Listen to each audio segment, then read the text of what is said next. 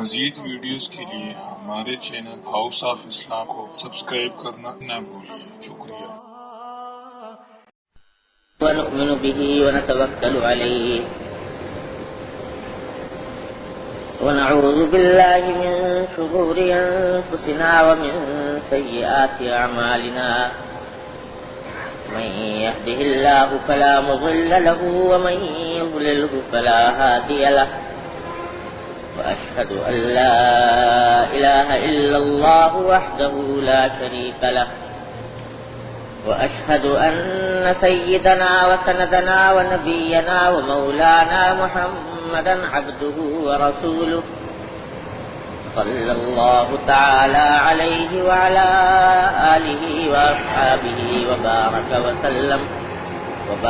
وسلم تسليما كثيرا.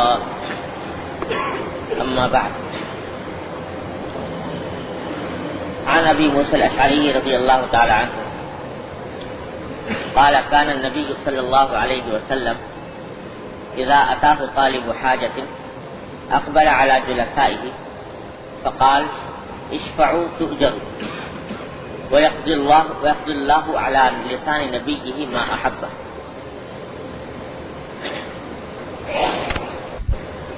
یہ ایک حدیث ہے جس کا کچھ بیان پچھلے جمعہ میں شروع کیا گیا تھا لیکن ناتمام رہ گیا تھا. حدیث یہ ہے کہ حضرت ابو موسیٰ اشعری رضی اللہ تعالیٰ عنہ مشہور صحابی ہیں. وہ روایت فرماتے ہیں کہ نبی کریم صلی اللہ علیہ وسلم کی خدمت میں جو کوئی حاجت مند اپنی کوئی ضرورت لے کر آتا اور اپنی ضرورت پوری کرنے کے لیے کوئی فرمائش یا درخواست کرتا تو اس وقت آن حضرت صلی اللہ علیہ وسلم کی خدمت میں جو لوگ بیٹھے ہوئے ہوتے تھے مجلس میں، آپ ان کی طرف متوجہ ہو کر فرماتے کہ اس حاجت مند شخص کی سفارش کر دو، مجھ سے سفارش کر دو کہ آپ اس کی حاجت پوری کر دیں. کیوں؟ تؤجر، تاکہ تمہیں سفارش کا اجر مل جائے، سفارش کا ثواب مل جائے. ساتھ ہی یہ بھی فرمایا کہ لیکن فیصلہ اللہ تعالیٰ اپنے نبی کی زبان پر وہی کرائیں گے جو صحیح ہوگا اور جس کو اللہ تعالیٰ پسند فرمائے. یعنی تمہاری سفارش کی وجہ سے کوئی غلط فیصلہ تو نہیں کروں گا، فیصلہ وہی کروں گا جو اللہ جل جلالہ کی مرضی کے مطابق ہوگا. لیکن تم جب سفارش کرو گے تو سفارش کرنے کا ثواب تم کو مل جائے، اس لیے سفارش کرو. اس سے در حقیقت توجہ دلانا اس طرف ہے کہ ایک مسلمان کے لیے کسی اپنے دوسرے مسلمان بھائی کی سفارش کرنا کہ اس کا کام بن جائے، یہ بڑے اجر و ثواب کا کام ہے اور اسی کی ترغیب دینی مقصود ہے کہ مسلمان کو یہ چاہیے کہ دوسرے مسلمان بھائی کی خیرخواہی میں لگا رہے، اس کی حاجت روائی میں جتنی کوشش ہو سکے وہ کرے، اور اگر اس کی سفارش سے اس کا کوئی کام بن سکتا ہے تو وہ کام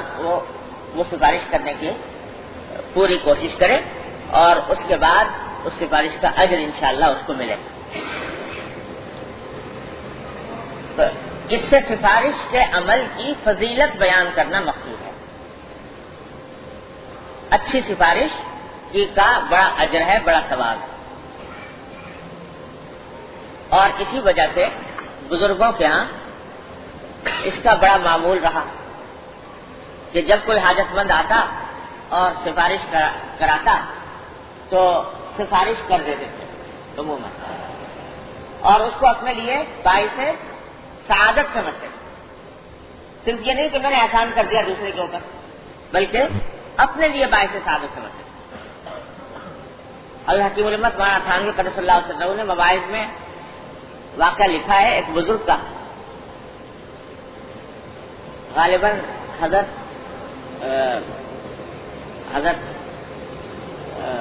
شاہ عبد القادر صاحب رحمۃ اللہ علیہ کا واقعہ لکھا ہے، صحیح نام یاد نہیں رہا مجھے، غالباً ان کا واقعہ کہ ایک شخص آیا اور اس نے آ کر کہا کہ حضرت میرا ایک کام اٹکا ہوا ہے اور فلاں صاحب کے اختیار میں ہے، وہ کام کر دینا، تو آپ اگر کچھ سفارش فرما دیں تو میرا کام بن جائے۔ تو حضرت نے فرمایا کہ بھائی جن صاحب کا نام تم لے رہے ہو وہ تو میرے بہت سخت مخالف ہیں، اور مجھے اندیشہ ہے کہ اگر کہیں میری سفارش ان تک پہنچ گئی، میری بات پہنچ گئی، تو اگر کرتے ہوئے بھی ہوں گے تو نہیں کریں گے،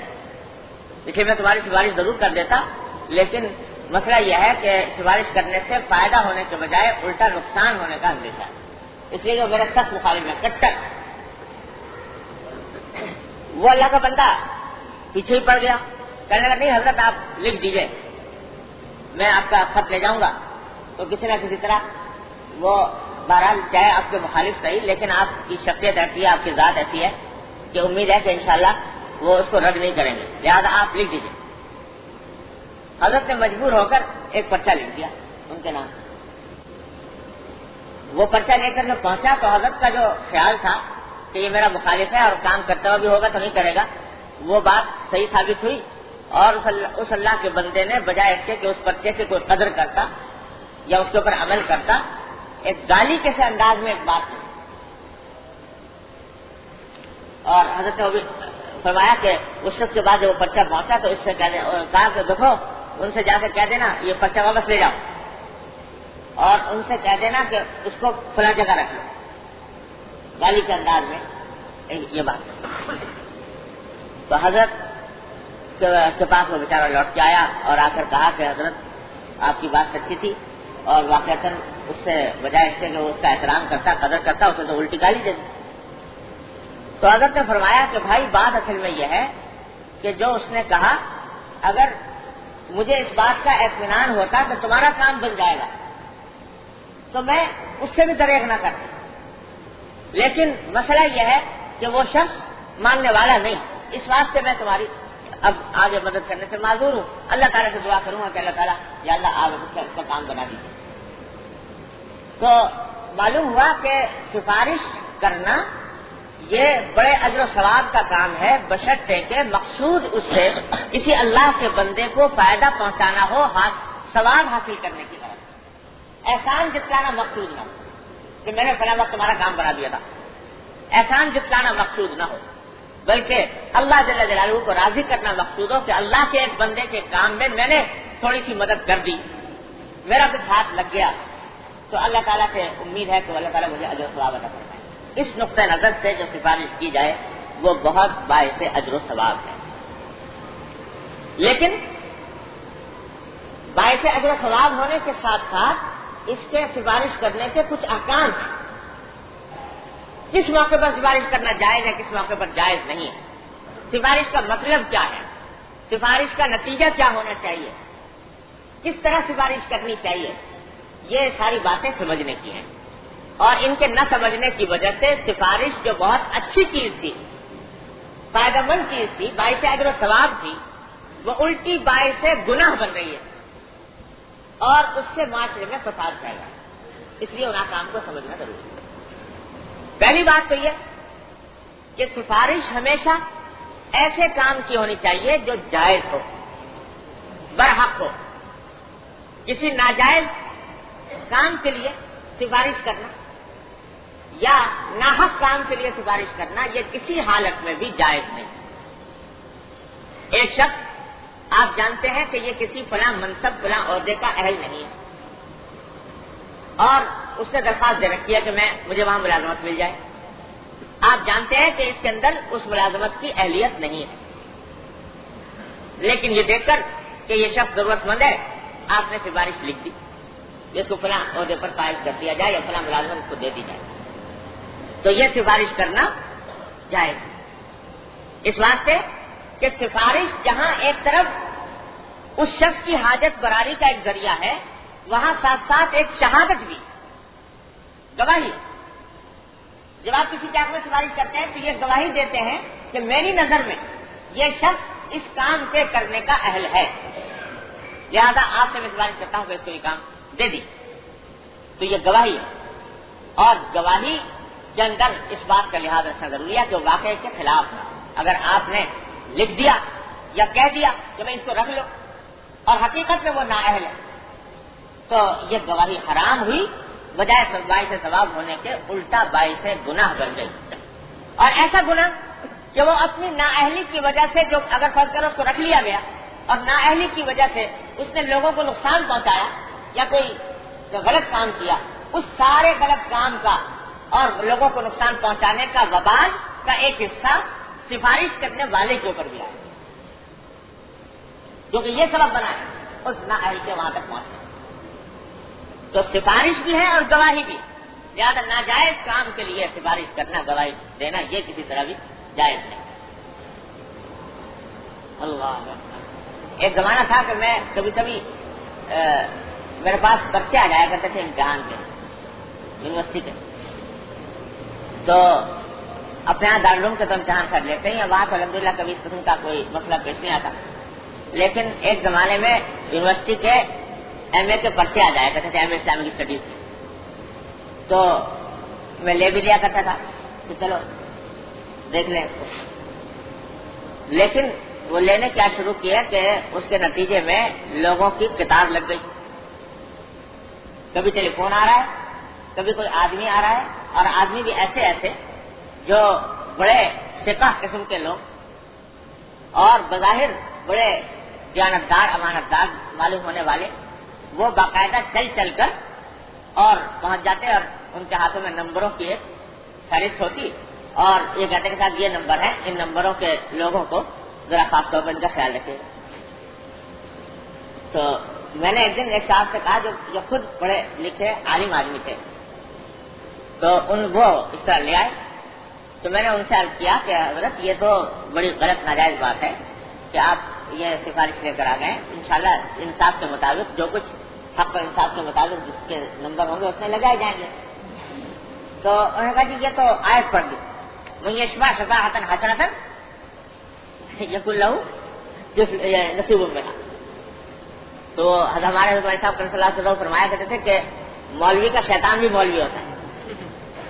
اور عام آدمی کا شیطان جو ہے وہ تو اور طریقے سے بیک آتا ہے، اور مولوی کو جو بیک آتا ہے شیطان وہ مولوی بن کے بیک آتا ہے۔ تو فرماتے تھے کہ مولوی کا شیطان بھی مولوی ہوتا ہے۔ تو وہ باقاعدہ آیت سے استدلال کہ آیت حدیث میں ہے کہ سفارش کرو، تو وہ سفارش جو ہے وہ بڑا اجر و ثواب کا کام ہے، اس واسطے میں سفارش لے کر آیا ہوں۔ تو خوب سمجھ لیجیے کہ یہ سفارش جائز نہیں۔ کسی قاضی کے پاس کوئی مسئلہ درپیش ہے تصفیہ کے لیے، اور اس کے سامنے مقدمہ درپیش ہے، اس کے سامنے فریقین آ رہے ہیں، گواہی دینے والے فریقین کی طرف سے گواہیاں پیش ہو رہی ہیں، وہ ہو رہا ہے، اس وقت میں آ کر کوئی سفارش کرے کہ صاحب فلاں کا ذرا خیال رکھیے گا، یا فلاں کا حق میں ذرا فیصلہ کر دیجیے گا، تو یہ سفارش جائز نہیں۔ اور جو ممتحن امتحان لے رہا ہے اس کے پاس بھی سفارش کے لیے جانا جائز نہیں، اس واسطے کہ اس سفارش سے اس کا جو ذہن ہے وہ خراب ہو سکتا ہے۔ وہ بیٹھا ہے اس کام کے لیے کہ دونوں طرف کے معاملات کو تول کر اور پھر اپنا فیصلہ دے کہ کون حق پر ہے کون نہ حق پر۔ اس لیے بہت اہتمام کیا گیا شریعت میں اس کا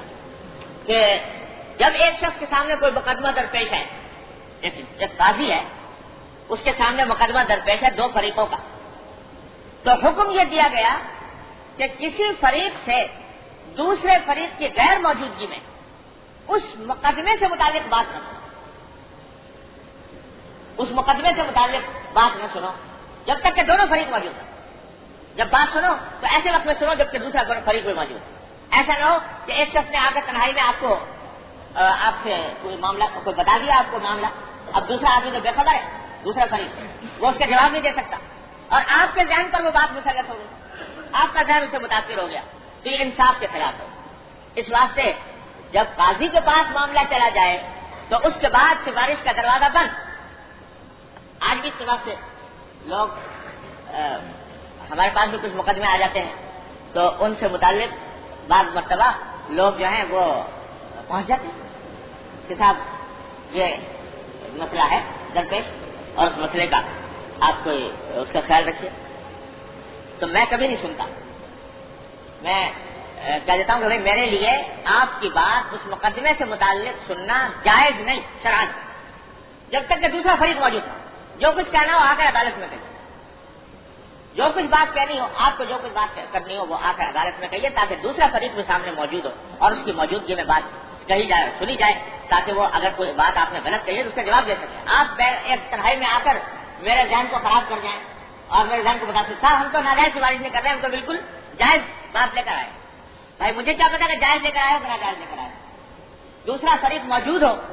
اور اس کے دلائل بھی، اس کے گواہیاں بھی، اس کی شہادتیں بھی سامنے ہو تو اس وقت آمنے سامنے فیصلہ ہو، لیکن الگ سے جا کر اس کے ذہن کو متاثر کرنا یہ جائز ہے۔ تو یہاں ایسے موقع پر یہ آیت پڑھ دینا کہ مجھے اس بات سے بات یق اللہ نصیب منا، یہ کسی طرح بھی جائز نہیں۔ اور اس میں چونکہ ہمارے ہاں نظام قضا جو اسلامی ہے ایک عرصے دراز سے ختم ہو گیا اس کا سلسلہ، تو اس واسطے یہ مسائل بھی لوگوں کے مستحضر نہیں رہے، یاد نہیں رہے۔ اچھے اچھے پڑھے لکھے علماء بھول جاتے ہیں کہ ایسا کرنا جائز نہیں اور ان کی طرف سے باتیں آ جاتی ہیں۔ تو ایسی جگہ سے جہاں کسی کے سامنے مسئلہ درپیش ہو، قضیہ ہو، مقدمہ ہو، امتحان ہو، وہاں پر سفارش جائز نہیں اور سفارش کر کے کام بنانا جائز نہیں۔ تو یہ ایک تو پہلا راستہ یہ سمجھ لیجیے کہ سفارش ایسی جگہ ہو جہاں سفارش کرنا جائز ہے، پھر ایسے کام کے لیے ہو کہ جو کام جائز ہے، ناجائز کام کرانے کے لیے سفارش کرنا کسی حال بھی جائز نہیں۔ آپ کا کوئی دوست لگا ہوا ہے کہیں پر افسر، اس کے ہاتھ میں اختیار ہے اور آپ نے اس سے ناجائز فائدہ اٹھاتے ہوئے اور کسی نااہل کو بھرتی کرا دیا تو یہ جائز ہے، یہ حرام ہے۔ اسی لیے قرآن شریف میں جہاں اچھی سفارش کی کو باعث اجر قرار دیا گیا وہاں بری سفارش کا بھی ذکر ہے، وَمَن يَشْفَعْ شَفَاعَةً سَيِّئَةً يَكُن لَهُ كِفْلٌ مِنْهَا، کہ اگر بری سفارش کرو گے تو اس کا بھی تمہیں گناہ ملے گا، اس کا حصہ نہیں۔ یہ بھی بات اہم ہے اور لوگ کم از کم اعتقادی طور پر تو جانتے ہی ہیں کہ بھائی ناجائز سفارش نہیں کرنی چاہیے، لیکن اس سے بھی آگے ایک اور مسئلہ جس کی طرف عموماً دھیان نہیں ہوتا اور لوگ اس کا بالکل خیال آج کل نہیں کرتے، وہ یہ ہے کہ سفارش کی حقیقت نہیں سمجھتے۔ سفارش کے معنی ہے جس کے بعد سفارش کی جا رہی ہے اس کی کو متوجہ کر دینا، اس کو توجہ دلا دینا کہ اس کے علم میں ایک بات نہیں ہے، ایک موقع نہیں ہے، آپ نے کوئی سفارش کے ذریعے ایک توجہ دلا دی کہ بھائی یہ بھی موقع ہے، اگر تم کرنا چاہو تو اس کو کر لو۔ یہ توجہ دلا دینا ہے مقصود۔ سفارش کا مقصود دباؤ ڈالنا نہیں ہے، سفارش کا مقصود یہ نہیں ہے کہ اس کے اوپر پریشر ڈالا جائے کہ وہ یہ کام ضرور کرے، اس واسطے کہ ہر انسان کے اپنے کچھ حالات ہوتے ہیں، کچھ قواعد و ضوابط ہوتے ہیں، کچھ اس نے اپنے اصول بنائے ہوئے ہوتے ہیں، ان اصولوں کے ماتحت رہ کر وہ آدمی کام کرنا چاہتا ہے اور آپ نے سفارش کر کے اس کے اوپر دباؤ ڈالنا شروع کر دیا اور دباؤ ڈال کر اور اس سے کام کرانا چاہا، تو یہ سفارش نہیں ہے، یہ تو زبردستی ہے، جو اور کسی بھی مسلمان کے اوپر زبردستی کرنا یہ جائز ہے۔ تو اس کا عام طور سے لوگ خیال نہیں کرتے، ایسے آدمی کی سفارش لے کر جائیں گے کہ جس کے بارے میں یہ خیال ہو کہ جب اس کی سفارش پہنچے گی تو وہ انکار نہ کر سکے، انکار نہ کر سکے، تو یہ دباؤ ہے، دباؤ ڈالا جا رہا ہے، شخصیت کا وزن ڈالا جا رہا ہے، یہ سفارش نہیں ہے، یہ دباؤ۔ کئی لوگ میرے پاس آتے ہیں، اچھے بڑے لوگ، کئی مرتبہ آ کر کہا کہ حضرت ایک کام آپ سے بات کہنی ہے، ایک کام کو اس کے لیے کہنا ہے، پہلے بتائیے انکار تو نہیں کریں گے، بلکہ اقرار پر ہی لینا چاہتے ہیں کہ اس کا انکار نہ کیجیے گا۔ تو بھائی پہلے بتاؤ تو صحیح کہ وہ کیا کام ہے، میری قدرت میں ہے نہیں ہے، میرے استطاعت میں ہے نہیں ہے، میں اس کو کر سکوں گا نہیں کر سکوں گا، جائز ہوگا ناجائز ہوگا، پہلے بتاؤ تو صحیح۔ لیکن پہلے اقرار یہ لینا چاہتے ہیں کہ یہ طے کر دو کہ کرو گے کرو، اس کے بعد یہ دباؤ ڈالنا، یہ سفارش نہیں اور یہ ناجائز دباؤ ڈالنا۔ تو ہمارے حضرت حکیم الامت صلی اللہ علیہ وسلم، اللہ تعالیٰ ان کے درجات بلند فرمائے، حقیقت یہ ہے کہ اس دور میں دین کی صحیح فہم اللہ تبارک و تعالیٰ نے جو اس اللہ کے بندے کو عطا فرمائی اور دین کے ان مخفی گوشوں کو جس طرح آشکارا فرمایا جو غفلت میں پڑے ہوئے تھے، انہوں نے جگہ جگہ مواعظ میں ملفوظات میں اس کے اوپر تنبیہ فرمائی کہ سفارش اس طرح نہ کراؤ جس سے دوسرا آدمی مغلوب ہو جائے، جس کے اوپر دباؤ پڑ جائے، یہ کرنا جائز، اس لیے کہ یہ سفارش کو میں نے حقیقت کر دی، سفارش کی حقیقت ہے توجہ دلا دینا، بھائی میرے نزدیک یہ شخص حاجت مند ہے اور میں آپ کو متوجہ کر رہا ہوں کہ یہ اچھا مصرف ہے، اس کے اوپر اگر آپ کچھ خرچ کر دیں گے تو انشاءاللہ اجر ثواب ہوگا، آپ کو توجہ دلا رہا ہوں۔ یہ نہیں کہ ضرور کرو اور نہیں کرو گے تو میں ناراض ہو جاؤں گا، نہیں کرو گے تو میں تم سے خفا ہو جاؤں گا، یہ سفارش نہیں ہے، یہ دباؤ ہے۔ حضرت حکیم علماء صلی اللہ علیہ وسلم نے یہی بات بیان فرمائی چندے کے بارے میں، کہ جو چندہ لینا ہوتا ہے، حضرت اس قسم کے جو رواجی مروجہ چندے ہوتے ہیں اس کے بڑے مخالف ہیں، کہ لوگوں نے اعلان شروع کر دیا مجمع کے اندر وہی فلاں چیز کا چندہ ہو رہا ہے، لوگ لاؤ۔ اب جناب جس کا دینے کو دل بھی نہیں چاہ رہا اندر سے، وہ شرمی کہ اگر نہیں دوں گا تو ناک کٹ جائے گی، کیا کہا جائے گا، اس نے چندہ دینا شروع کر دے دیا۔ تو وہ جو چندہ آیا وہ خوش دلی سے نہ آیا، اور حضور اقدس صلی اللہ علیہ وسلم کا ارشاد ہے کہ لا یحل مال امرئ مسلم الا بطیب نفس، کسی مسلمان کا مال خوش دلی کے بغیر حلال نہیں، زبان سے کیا اجازت بھی دے دی اس نے، لیکن اگر خوش دلی سے نہیں دیا اس نے وہ حلال نہیں۔ تو اس طرح چندے کا اپیل کرنا، حضرت فرمائے تھے کہ بعض اوقات یہ ہوتا ہے کہ بڑے مقطع چکتا قسم کے کسی مولانا صاحب کو لے گئے تھا، اب وہ ایسے وہ جا کر پہنچ گیا دکان پر، اب ان کا وہاں پر چلا جانا یہ بذات خود ایک دباؤ ہے کہ دوسرا چاہے دل میں چاہ رہا ہو مگر وہ کہتا بھائی یہ آئے ہیں تو ان کو پیسے میں انکار کروں، دے دیا، یہ خوش دلی کے بغیر یہ جائز نہ۔ اس طرح ہو کہ جہاں اس کو پتا ہو کہ مجھے اختیار ہے، میں چاہوں تو اس پر عمل کروں، چاہوں تو نہ کروں، اس وقت میں وہ دے گا تو وہ طیب نفس ہوگا، اور اس وقت میں وہ عمل کرے گا تو خوش دلی کے ساتھ ہوگا، جائز۔ تو سفارش میں خوب اچھی طرح یہ بات واضح طور پر سمجھ لینی چاہیے کہ سفارش کا انداز دباؤ ڈالنے والا نہ ہونا چاہیے جس سے دوسرے کے اوپر دباؤ پڑے، ہاں توجہ دلا۔ اسی لیے حضرت حکیم علماء مولانا خان صلی اللہ علیہ وسلم جب کسی کے نام سفارش لکھتے تو یہ الفاظ اکثر و بیشتر سفارش کے اندر لکھتے تھے کہ، اور یہی میں نے اپنے والد ماجد صلی اللہ علیہ وسلم کو دیکھا کہ وہ بھی سفارش کے اندر یہ بات کہا کرتے تھے کہ بھائی میرے خیال میں یہ صاحب اس کام کے لیے موزوں ہیں، اگر آپ کے اختیار میں ہو اور آپ کی مصلحت کے خلاف نہ ہو تو ان کا کام کرنا، یہ شرط لگا دینا، آپ کے اختیار میں ہو، آپ کی مصلحت کے اور اصول کے خلاف نہ ہو تو یہ کام کرتے۔ تو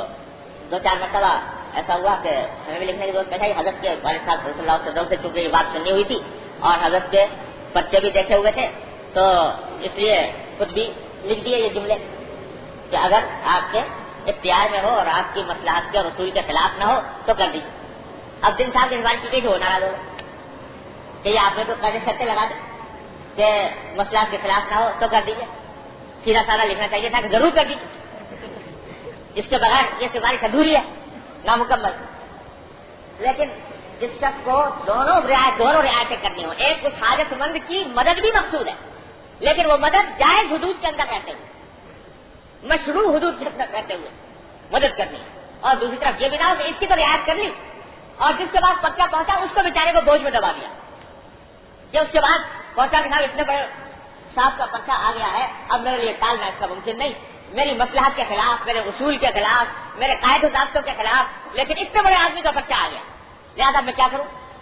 وہ ایک ایسا کش میں پڑ گیا، مصیبت میں مبتلا ہو گیا۔ اگر کیا تو قاعدے کے خلاف کیا، نہ کیا تو خطرہ ہے کہ اتنے بڑے صاحب ہیں وہ ناراض ہو جائیں گے، کبھی ان کو منہ کیا دکھاؤں گا کہ میں نے ایک ذرا سی سفارش آپ سے کی تھی اور آپ نے اس کو پورا نہیں۔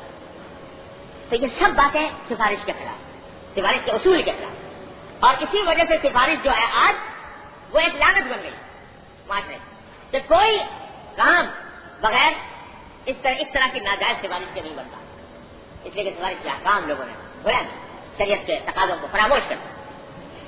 ان رعایتوں کے ساتھ جب سفارش کی جائے تو پھر وہ دیکھ اس کے اثر۔ پھر تیسری بات ہو کہ جیسا میں نے عرض کیا سفارش کیا ہے، یہ گواہی بھی ہے اور مشورہ دے اور توجہ دلانا، دباؤ ڈالنا نہیں. لوگ مشورے کی حقیقت نہیں سمجھتے. جو مشورہ کیا چیز ہوتی ہے؟ مشورے کے اندر سب سے پہلی بات تو یہ ہے کہ حضور نبی کریم سرور عالم صلی اللہ علیہ وسلم نے فرما دیا کہ المستشار المؤتمن، جس شخص سے مشورہ لیا جائے وہ امانت دار ہے. یعنی اس کا فرض ہے کہ اپنی دیانت اور امانت کے لحاظ سے جس راستے کو بہتر سے بہتر سمجھتا ہو وہ مشورہ لینے والے کو بتا دے. یہ ہے مشورے کا حق. آگے جس کو مشورہ دیا گیا ہے وہ مشورہ جس کو دیا گیا ہے وہ پابند نہیں ہے کہ آپ کے مشورے کو ضرور قبول کرے. ضرور قبول کرے. اگر وہ رد بھی کر دے تو اس کو اختیار، کیونکہ مشورے کے معنی بھی یہ توجہ دلا دینا. یہی حدیث آپ نے دیکھی تو حضور احمد صلی اللہ علیہ وسلم نے فرمایا کہ تم سفارش کرو، لیکن ضروری نہیں کہ میں تمہاری سفارش قبول کر لوں، اور ضروری نہیں کہ میں ضرور اس کا کام کر دوں. فیصلہ وہی کروں گا جو اللہ تبارک و تعالیٰ کی منشا کے مطابق ہو. تو معلوم ہوا کہ سفارش کے خلاف بھی کام کر لیا جائے تو کوئی سفارش کی اس میں بے عزتی نہیں ہوتی. جو سمجھتا سفارش بھی کی، بات کیا کہ کھوئی، اور سفارش بھی کی اور فائدہ کچھ حاصل نہ ہوا، تو یہ بات نہیں. ارے سفارش کرنے کا منشا تو یہ تھا کہ ایک مسلمان بھائی کی مدد میں میرا حصہ لگ جائے، اللہ تبارک و تعالیٰ اس سے راضی ہو جائے، وہ مقصد حاصل ہو جائے. اب کام بنا نہیں بنا یہ سفارش کا لازمی حصہ نہیں. اگر نہ بنے اس کو اختیار، اور جس نے آپ کی سفارش نہیں مانی تو اس سے کوئی جھگڑا بھی نہیں، اس سے کوئی ناراضگی بھی نہیں، اس سے برا ماننا بھی درست نہیں کہ میری بات کو نہیں مانی. اس لیے تو مشورہ تھا، اور مشورے کے اندر دونوں باتیں ہوتی. اب سنیے واقعہ کیا حقیقت بیان فرمائی نبی کریم صلی اللہ علیہ وسلم. اور حقیقت یہ کہ حضور نبی کریم صلی اللہ علیہ وسلم ایک ایک چیز باریک باریک باتیں دنیا کی زندگی سے متعلق بیان فرما گئے تفصیل سے. اب یہ بتائیے کہ اس دنیا میں، بلکہ اس دنیا سے آگے بڑھ کے پوری کائنات میں کس شخص کا مشورہ حضور احمد صلی اللہ علیہ وسلم کے مشورے سے زیادہ قابل احترام اور قابل تعمیل ہو سکتا ہے؟ کوئی ہو سکتا ہے جس کا مشورہ حضور سے زیادہ اعلیٰ درجے کا مشورہ؟ لیکن سنیے واقعہ. ایک کنیز تھی، باندھی تھی، حضرت عائشہ صدیقہ رضی اللہ تعالیٰ، حضرت بریرہ نام تھا. یہ پہلے کچھ لوگوں کی کنیز تھی، باندھی تھی، اور انہوں نے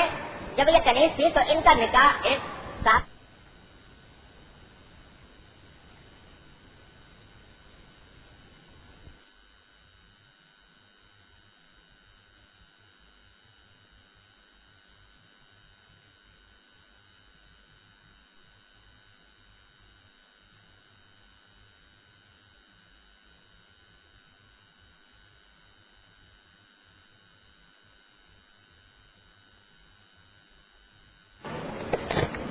کیا ہے وہ ملکیت ہوتی ہے مولا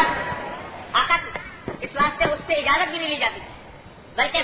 آقا نے جس سے چاہا نکاح کر دیا. وہ نکاح ہو گیا. ایک ایسے صاحب سے ہو گیا جن کا نام مغیث تھا، اور وہ مغیث جو تھے وہ بھی وہ بیچارے ایک سیاہ فام قسم کے آدمی تھے، اور صورت شکل کے اعتبار سے لوگ پسند نہیں کرتے تھے. اور حضرت بریرہ رضی اللہ تعالیٰ عنہ یہ خود اچھی حسین جمیل خاتون تھی. تو اس حالت میں ان کا وہاں پر نکاح ہو گیا. حضرت عائشہ صدیقہ رضی اللہ تعالیٰ عنہ نے یہ چاہا کہ ان کو خرید کر اور ان کو آزاد کر. حضرت عائشہ صدیقہ رضی اللہ تعالیٰ نے ان کو خریدا، پہلے خود اس کی مالک بن گئی اور پھر ان کو آزاد کر. جب یہ آزاد ہوئی تو شریعت کا حکم یہ ہے کہ جب کوئی کنیز آزاد ہو اور اس کا نکاح پہلے سے کسی شوہر کے ساتھ ہوا ہو تو آزادی کے وقت میں اس کو اختیار ملتا ہے اس کنیز کو کہ چاہے تو وہ اپنے سابق شوہر کے ساتھ نکاح کو برقرار رکھے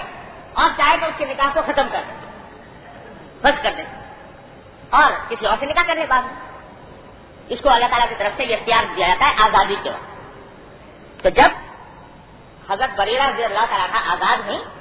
تو ان کو بھی اختیار ملا شریعت کے قاعدے کے مطابق، اور ان سے کہا گیا کہ اگر تم چاہو تو مغیث کے ساتھ اپنا نکاح برقرار رکھو اور چاہو تو اس نکاح کو ختم کرو. تو جب ان کو یہ اختیار ملا تو انہوں نے فوراً کہہ دیا کہ میں تو نہیں ان کے ساتھ رہتی، مغیث کے ساتھ، اور نکاح کو اپنے فس کر دیا. اب وہ فس تو کر دیا نکاح، اور وہ مغیث صاحب جو تھے ان کو ان کے ساتھ تعلق بہت تھا، بہت محبت تھی. تو حضرت عبداللہ بن عباس رضی اللہ تعالیٰ عنہ فرماتے ہیں کہ میں اب تک وہ منظر مجھے بھولتا نہیں ہے کہ مغیث رضی اللہ تعالیٰ عنہ وہ مدینہ طیبہ کی گلیوں میں حضرت بریرہ کے پیچھے پیچھے ان کی خوشامد کرتے ہوئے جاتے تھے کہ خدا کے لیے مجھ سے دوبارہ نکاح کر لو، مجھ سے اپنے اس فیصلے کو تبدیل کر لو، میرے ساتھ میرے نکاح میں دوبارہ آ جاؤ۔ حضرت عبداللہ بن عباس فرماتے ہیں کہ مجھے اب تک وہ منظر یاد ہے کہ ان کی آنکھوں سے آنسو بہ رہے ہیں اور وہ آنسو جو ہیں وہ رخساروں سے ٹپک ٹپک کر داڑھی بھی ان سے بھیگ رہی ہے اور ان کو راضی کر رہے ہیں حضرت بریرہ کو کہ خدا کہ مجھ سے مان جاؤ، مجھ سے میرے نکاح میں پھر سے آ جاؤ، تو مگر وہ مانتی نہیں تھی۔ یہ پہنچ گیا حضور اقدس صلی اللہ علیہ وسلم کی خدمت اور جا کر عرض کیا کہ رسول اللہ ایسا ایسا قصہ ہے، میں ان سے مجھے تعلق بہت ہے اور اتنا وقت ساتھ گزرا ہے، اب وہ میری بات مانتی نہیں ہے اور وہ آتی ہے تو آپ میری کچھ سفارش فرما دی ان سے۔ تو ایک بتا بریرہ کو آپ نے بلایا اور بلا کر کہا کہ لو راجعتی، بریرہ سے خلاف کہ اگر تم ان سے رجوع کر لو اپنے اس فیصلے سے تو اچھا ہو، بیچارے کا اتنا پریشان ہے، تم رجوع کر لو۔ سبحان اللہ، کیا جواب دیا بریرہ رضی اللہ عنہ نے فوراً کہ اصل ہے کہ جو آپ فرما رہے ہیں کہ رجوع کر لو، یہ آپ کی طرف سے حکم ہے یا مشورہ ہے؟ یہ مجھے بتا دیں۔ اگر آپ کی طرف سے حکم ہے تو بے شک سر تسلیم خم ہے اور میں ان کے ساتھ دوبارہ نکاح کرنے کے تیار ہوں، لیکن مجھے بتا دیجیے کہ حکم ہے یا مشورہ ہے؟ تو حضرت صلی اللہ علیہ وسلم نے فرمایا کہ لا بل مشورہ بل شفاعت۔ ایک روایت میں آتا ہے کہ شفاعت کا لفظ استعمال فرمایا، ایک لفظ میں آتا ہے کہ مشورے کا، یہ میں تمہاری سے سفارش کر رہا ہوں، مشورہ کر رہا ہوں، مشورہ دے رہا ہوں، حکم نہیں ہے۔ جب حضرت بریرہ نے سنا کہ یہ سفارش ہے اور مشورہ ہے، حکم نہیں ہے نبی کریم صلی اللہ علیہ وسلم کا، فوراً فرمایا کہ اصل اگر یہ مشورہ ہے تو اس کے معنی ہے کہ مجھے آزادی ہے کہ قبول کروں یا نہ کروں، لہٰذا میرا فیصلہ یہی ہے کہ میں دوبارہ ان کے پاس نہیں جاؤں، چنانچہ ان کے پاس دوبارہ نہیں جاؤں اور ان سے علیحدگی اختیار کروں۔ اب اندازہ لگائیے کہ حضور نبی کریم سرور دو عالم صلی اللہ علیہ وسلم کا مشورہ، آپ کی سفارش اور ایک عورت جو ابھی تک کنیز تھی، جو ان کی اہلیہ کے صدقے سے آزاد ہوئی، اور اس کو بھی یہ حق دیا جا رہا ہے کہ ہم جو بات کر رہے ہیں وہ مشورہ ہے، تمہارا دل چاہے تو مانو، تمہارا دل چاہے تو نہ مانو، رد کر۔ تو وہ مشورہ انہوں نے رد کر، اور مجال ہے کہ نبی کریم سرور دو عالم صلی اللہ علیہ وسلم نے ادنیٰ ناگواری کا اظہار فرمایا ہو کہ بھائی ہم نے تم کو ایک مشورہ دیا ہے، تم نے ہماری بات نہیں مانی، ہم نے تم سے سفارش کی تھی، تم نے ہماری سفارش قبول نہیں، ایک ادنا ابا برابر آپ نے سفارش، اس کے اوپر ناگواری کا اظہار ہے۔ تعلیم دے دی پوری امت کو کہ یہ ہے مشورہ، یہ ہے سفارش، کہ جس کو مشورہ دیا گیا ہے یا جس سے سفارش کی گئی ہے اس کو توجہ دلا دی گئی۔ توجہ اس لیے دلا دی، حضرت صلی اللہ علیہ وسلم نے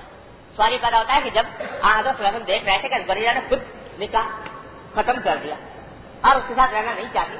تو آپ نے سفارش ہی کیوں کی؟ سفارش اس لیے کی کہ آپ جانتے تھے کہ حضرت مغیث کے اندر اور کوئی خرابی نہیں ہے، صرف شکل و صورت کی حد تک کی بات ہے، ایسی کوئی خرابی ہے نہیں۔ تو اگر یہ ان کی بات مان لیں گی اور ان کے نکاح میں رہیں گی تو ان کو اجر و ثواب بہت ہوگا، اس لیے کہ ایک اللہ کے بندے کی خواہش کو پورا کیا، اجر و ثواب بہت ہوگا۔ تو اس واسطے آپ نے سفارش بھی کر دی،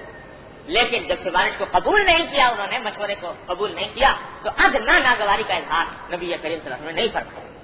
لہذا یہ ایک امت کو، آنے والی امت کو قیامت تک کے لیے سبق دینا کہ مشورے کو کبھی بھی یہ نہ سمجھو کہ یہ دباؤ ڈالا جا رہا ہے یا لازمی کیا جا رہا ہے، مشورے کا حاصل توجہ دلا دینا، اب اس کو اختیار ہے، چاہے اس پر عمل کرے چاہے نہ۔ اب ہمارے ہاں مشورہ اور سفارش ایسی چیز ہو گئی کہ یہ باقاعدہ ناگواری کا ذریعہ بن گیا۔ ہم نے تو بھائی ایسا مشورہ دیا تھا، ہماری بات تو نہیں چلی، ہماری بات تو نہیں مانی، اس کے اوپر ناراضگیاں ہو رہی ہیں، اس کے اوپر خفا ہو رہے ہیں، برا منایا جا رہا ہے، اور یہ سمجھا جا رہا ہے کہ بھائی اب آئندہ ان سے کبھی بھی ان سے رابطہ نہیں رکھنا چاہیے، اس واسطے کہ ہماری بات مانتے ہیں۔ تو خوب سمجھ لیجیے کہ یہ سفارش کا مطلب یہ نہیں، مشورے کا مطلب یہ نہیں۔ اسی لیے حضور اقدس صلی اللہ علیہ وسلم دونوں باتیں فرما دی کہ سفارش کرو اجر ملے گا، لیکن اگر قبول نہ کی جائے تو تمہارے دل میں کوئی اس کے خلاف ناراضگی یا بددلی نہیں پیدا ہونی چاہیے، ہماری بات کو نہیں مانی۔ ان تمام باتوں کا لحاظ کرتے ہوئے جب سفارش کی جائے گی تو انشاءاللہ وہ بڑے اجر و ثواب کا موجب ہوگی۔ پھر ایک مرتبہ خلاصہ عرض کر دیتا ہوں. سب سے پہلی بات یہ کہ سفارش ان معاملات میں ہو جن میں سفارش کرنا جائز ہے. جہاں سفارش کرنا جائز نہیں، جیسے وہ مقدمات ہے یا امتحانات وغیرہ کا معاملہ ہے، اس جگہ پر سفارش کرنا بھی جائز نہیں. اور دوسرا، سفارش جائز کام کی ہو، ناجائز کام کی نہ. تیسرا، سفارش کا انداز مشورے کا ہو، دباؤ ڈالنے کا نہ ہو. چوتھا، اگر نہ مانا جائے مشورہ اور سفارش تو اس کے اوپر کوئی ناگواری یا ناراضگی نہ ہونی چاہیے. ان 4 احکام کے ساتھ جب سفارش کی جائے گی تو وہ کبھی کوئی فساد برپا نہیں ہو سکتا، اس سے کوئی خرابی پیدا نہیں ہو سکتی. اجر کا سبب ہے انشاءاللہ، ثواب ہی ثواب. اللہ تعالیٰ کی رحمت سے ہمیں اس کی سمجھ عطا فرمایا. لا الہ الا اللہ.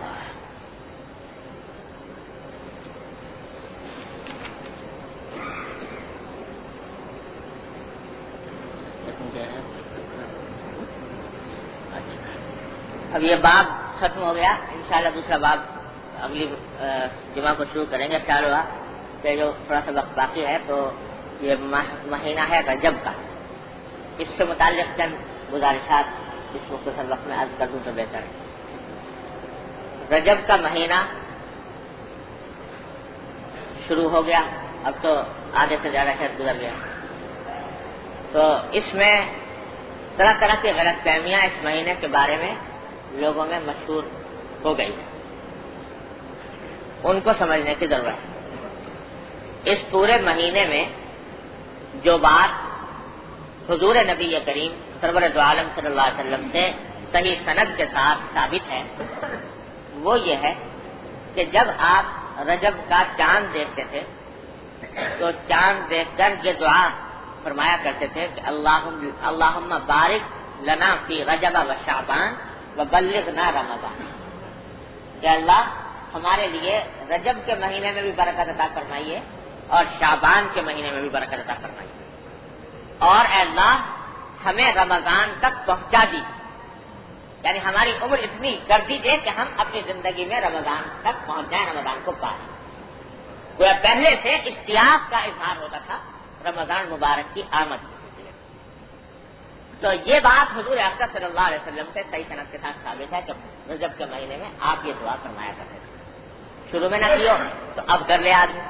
کہ اللہ تعالیٰ ہمیں رجب اور شعبان میں برکت بھی عطا فرمائے اور رمضان تک اپنی رحمت سے پہنچا دے تاکہ اپنی زندگی میں رمضان کی برکتوں سے مستفید ہو سکے. یہ بات تو ہے ثابت. باقی اور جتنی چیزیں عام طور سے لوگوں میں مشہور ہو گئی ہیں ان کی شریعت میں کوئی اصل نہیں، کوئی بنیاد نہیں. مثلا ایک مشہور ہو گئی 27ویں تاریخ رجب کی، یہ مشہور ہو گیا کہ یہ شب معراج ہے، اور اس شب معراج کو بھی اسی طرح منانا چاہیے، اسی طرح گزارنا چاہیے جیسے کہ شب قدر کو گزارا جاتا ہے. اور جو فضیلت شب قدر کی ہے کم و بیش ویسی فضیلت شب معراج کی بھی سمجھی جاتی ہے. بلکہ ایک جگہ تو میں نے یہاں تک لکھا ہوا دیکھا کہ شب معراج کی فضیلت جو ہے شب قدر سے بھی آگے ہے، اس سے بھی زیادہ ہے، یہاں تک کہا گیا. اور پھر اس رات میں نمازوں کے بھی خاص خاص طریقے لوگوں نے مشہور کر دیے کہ اس رات میں نماز پڑھی جائے اور اس میں اتنی رکعتیں پڑھی جائیں اور فلاں رکعت میں فلاں سورت پڑھی جائے اور فلاں رکعت میں فلاں سورت پڑھی جائے. فلاں نے کیا کیا تفصیلات اس کی لوگوں میں مشہور ہو گئی. تو یہ خوب سمجھ لیجیے کہ یہ سب بے اصل باتیں، ان کی کوئی اصل نہیں، کوئی بنیاد نہیں. سب سے پہلی بات تو یہ کہ 27 رجب کے بارے میں یقینی طور سے نہیں کہا جا سکتا کہ یہ وہی رات ہے جس میں حضور نبی کریم صلی اللہ علیہ وسلم معراج پر تشریف لے گئے تھے، کیونکہ روایتیں اس باب میں مختلف ہیں. بعض روایتوں سے معلوم ہوتا ہے کہ ربیع الاول میں تشریف لے گئے تھے، بعض روایتوں سے معلوم ہوتا ہے کہ رجب تھا، بعض میں کوئی اور مہینہ بیان کیا گیا ہے. تو روایتیں مختلف ہیں، یقین کے ساتھ نہیں کہا جا سکتا کہ کون سی رات صحیح معنی میں معراج کی رات تھی جس میں حضرت صلی اللہ علیہ وسلم معراج کے لیے تشریف لے گئے. اور اسی سے پورا اندازہ کر لیجیے کہ اگر شب معراج کوئی ایسی رات ہوتی جیسے شب قدر ہوتی ہے اور اس میں کوئی خاص احکام ہوتے جیسے شب قدر کے اندر ہوتے ہیں تو اس کو محفوظ رکھنے کا اہتمام کیا جاتا کہ فلاں مہینے میں ہوتی ہے فلاں تاریخ میں، لیکن اس کا اہتمام موجود نہیں ہے، تو لہذا یقینی طور پر شب معراج قرار دینا مشکل ہے۔ اور اگر بالفرض یہ تسلیم کر لیا جائے واقعتاً کہ حضور نبی کریم صلی اللہ علیہ وسلم 27ویں شب ہی میں تشریف لے گئے تھے معراج کے لیے، تو بے شک وہ رات جس میں یہ عظیم الشان واقعہ پیش آیا، اللہ تبارک و تعالیٰ نے نبی کریم صلی اللہ علیہ وسلم کو یہ مقام عطا فرمایا، اپنی بارگاہ میں حاضری کا شرف بخشا، ہم کلامی کا شرف بخشا، اور امت کے لیے نمازوں کا تحفہ بھیجا۔ یہ عظیم الشان واقعہ جس رات میں پیش آیا وہ رات بڑی عظیم الشان تھی، اس میں کیا شبہ ہو سکتا ہے کسی مسلمان کو۔ لیکن اس معراج کی رات یہ سن 5 نبوی میں ہوئی، یعنی حضرت صلی اللہ علیہ وسلم کی بعثت کے 5ویں سال، جب آپ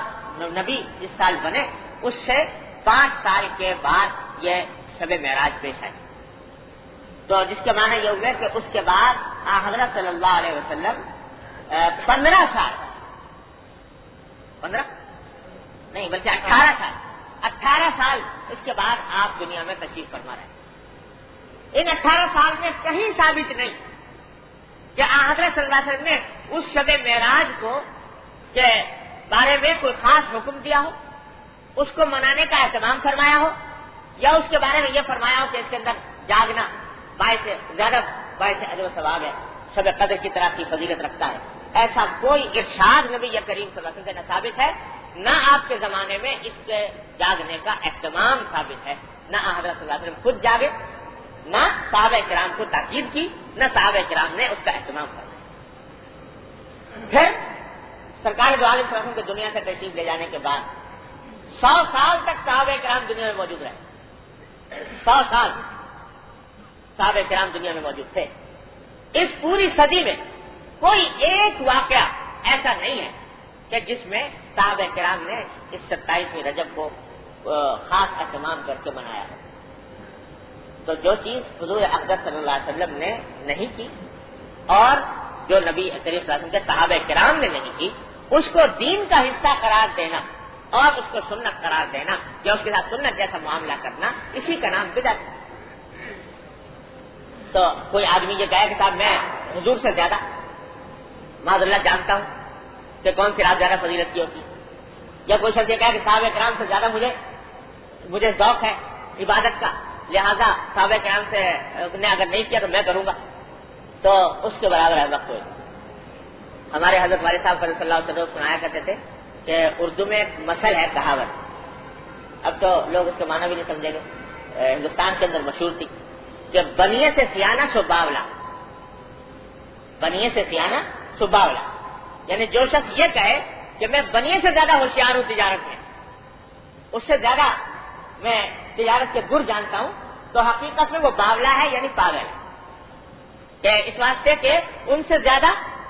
بنیے سے زیادہ گر جاننے والا تجارت کے اور کوئی نہیں۔ یہ تو ایک عام ضرب المثل کی بات تھی، لیکن جہاں تک دین کا تعلق ہے تو حقیقت یہ ہے کہ حضرات صحابہ کرام اور تابعین اور تبع تابعین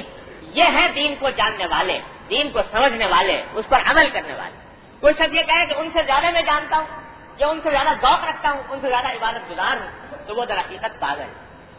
وہ حقیقت میں دین کی فہم نہیں رکھتا۔ لہذا اس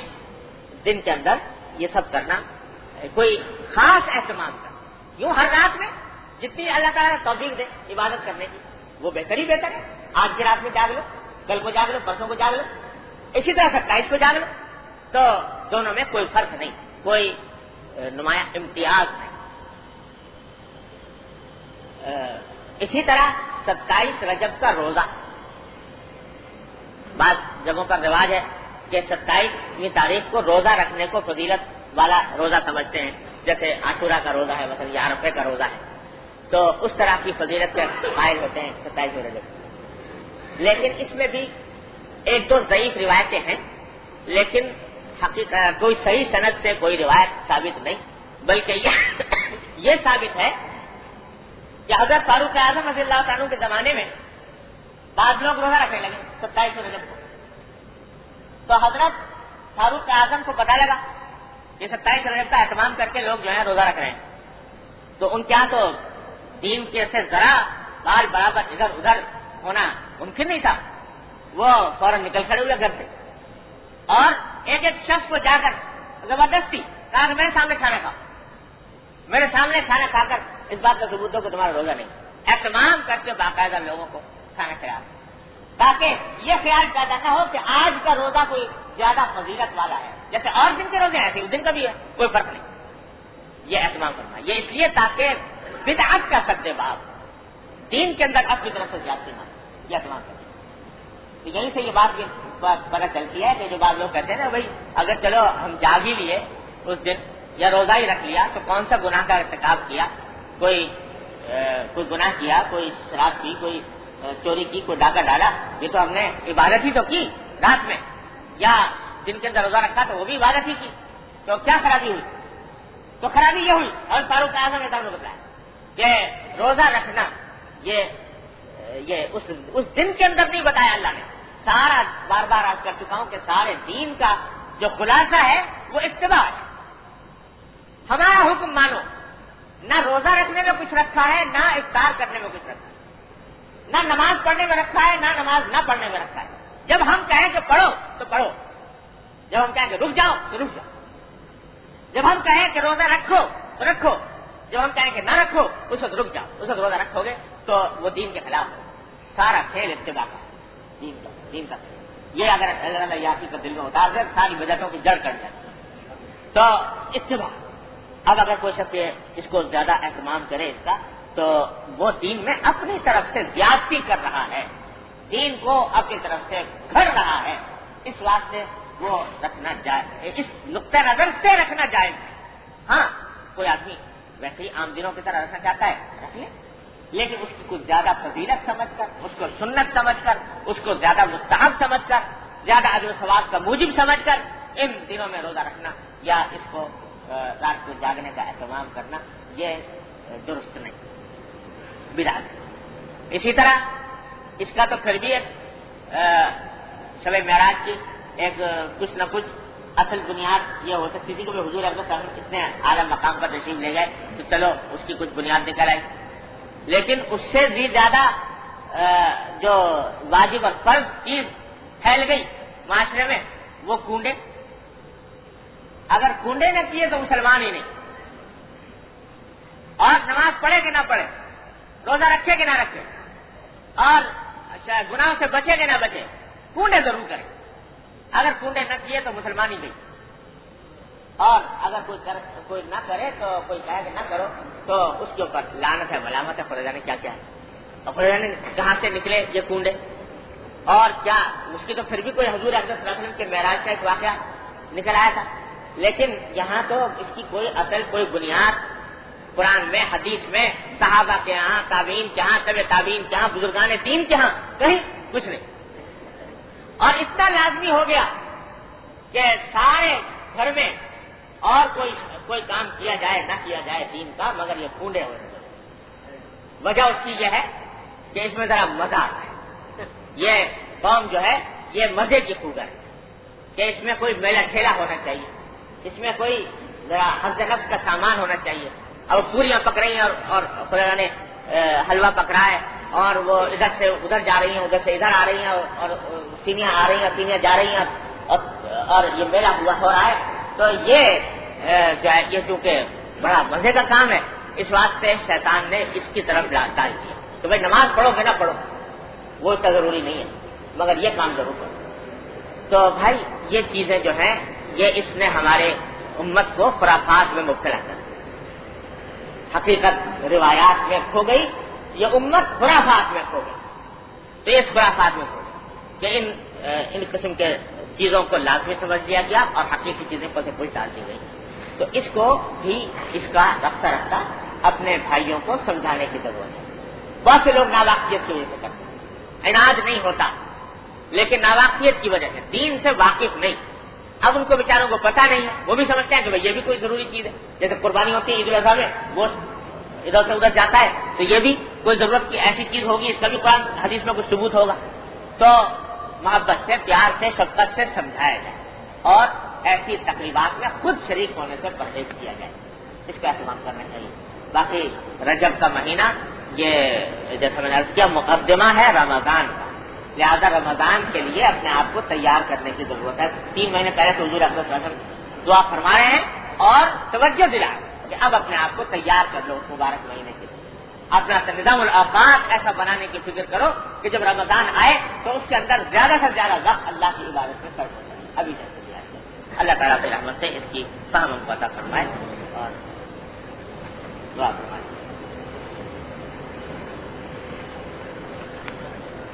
اللهم صل على سيدنا مولانا محمد كما صليت على ابراهيم ربنا ظلمنا انفسنا وان لم تغفر لنا وترحمنا لنكونن من الخاسرين ربنا ظلمنا انفسنا وان لم تغفر لنا وترحمنا لنكونن من الخاسرين ربنا آتنا في الدنيا حسنة وفي الآخرة حسنة وقنا عذاب النار ربنا آتنا في الدنيا حسنة وفي الآخرة حسنة وقنا عذاب النار اللهم إنا نسألك تمام العافية ونسألك دوام العافية ونسألك الشكر على العافية یا ارحم الراحمین اپنے فضل و کرم اپنے رحمت سے ہمارے تمام گناہوں کو معاف کرو۔ یا اللہ ہمارے اعمال و اخلاق کی اصلاح کرو۔ یا اللہ ہمیں سیدھے راستے پر چلنے کی توفیق عطا فرما۔ یا اللہ اپنے رحمت سے ہم کو دین کی صحیح فہم عطا فرما۔ یا اللہ اس پر عمل کی توفیق عطا فرما۔ یا اللہ اس پر استقامت عطا فرما۔ یا ارحم الراحمین ہم کو ہمارے گھر والوں متعلقین احباب کو ہر طرح کی معصیتوں اور منکرات سے محفوظ فرما۔ یا اللہ اپنے رحمت سے اپنے فضل و کرم سے گناہوں سے بچنے کی توفیق عطا فرما۔ یا اللہ ہر طرح کے گناہوں سے ظاہری اور باطنی گناہوں سے بچنے کی توفیق عطا فرما۔ مزید ویڈیوز کے لیے ہمارے چینل ہاؤس آف اسلام کو سبسکرائب کرنا نہ بھولیے۔ شکریہ۔